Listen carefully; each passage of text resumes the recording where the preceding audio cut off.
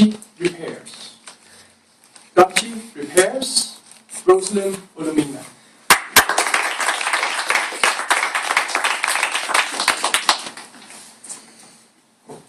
When the dishwasher breaks at home, most of us pull out the instruction manual and we try to follow the steps to repair it.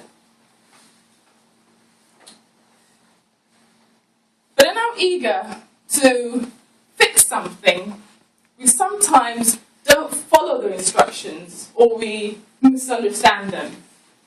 Like exchanging dishwasher salt for table salt, thinking, hey, it's all salt. Fellow Toastmasters, Mr. Contest Master, and welcome guests.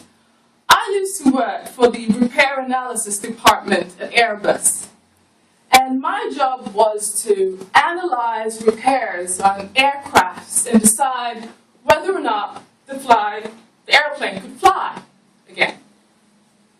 And one particular flight interested me immensely, because this plane was bound to go from Tokyo to Osaka. And it was a Japanese holiday, so a lot of people were traveling and getting ready to meet parents and families and friends. And this flight, 6 o'clock local time, it was bound to leave for Osaka. 40 minutes later, the plane was scattered all over a mountaintop. Families, friends, and the world were asking one question. Why? Well, if you think of the body of an airplane, it's much like a Coca-Cola can. It's got a long cylindrical body, and on both sides there's a top and there's a bottom lid. And if you've ever dropped a Coca-Cola can and tried to open it afterwards, you know that the liquid is going to burst out and it's going to be quite messy. And it's the same thing with the pressurized cabin. But we don't call it the top and the bottom lid.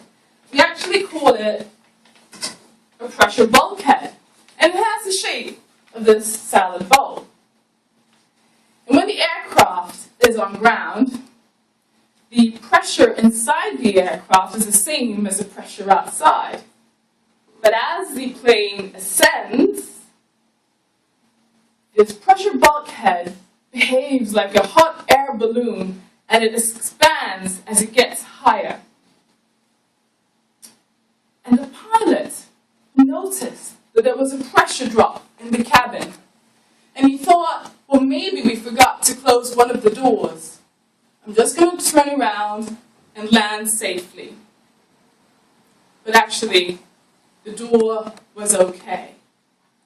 There was a little crack in the pressure bulkhead.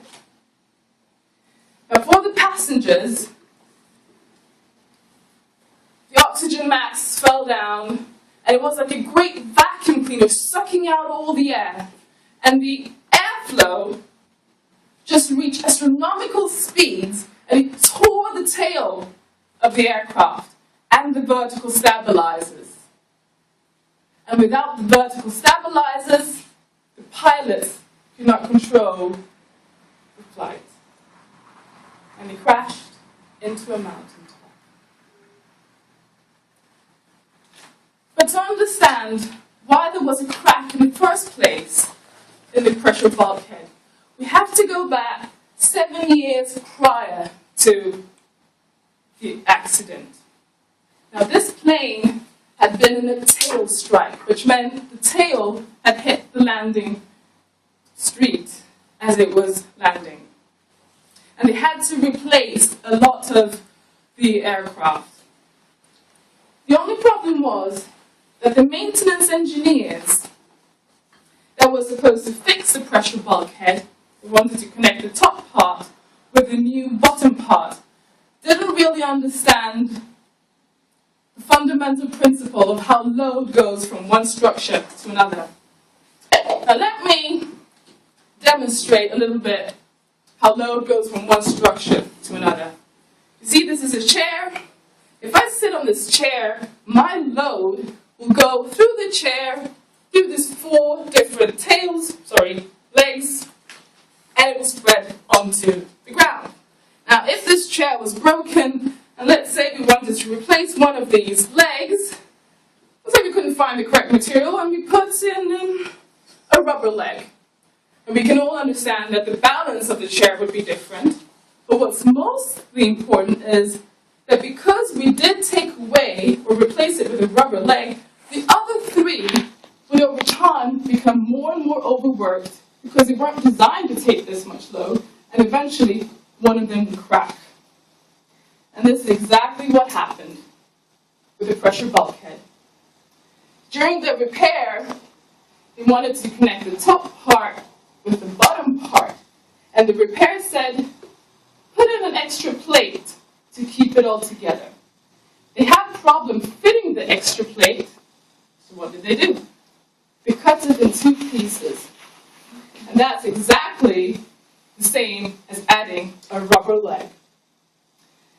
So the question, or the answer to why did this happen, is that the repair was done in an unintended way, which resulted in unintended effects. And the most valuable lesson that we can learn from these maintenance engineers is to confirm our assumptions. Does the load really go through the rubber leg? Or is dishwasher salt really the same as table salt? Now, if we do confirm our assumptions, we can avoid dodgy or crappy repairs. And by doing so, we can all live in a safer and more sustainable world. Mr. Conklin.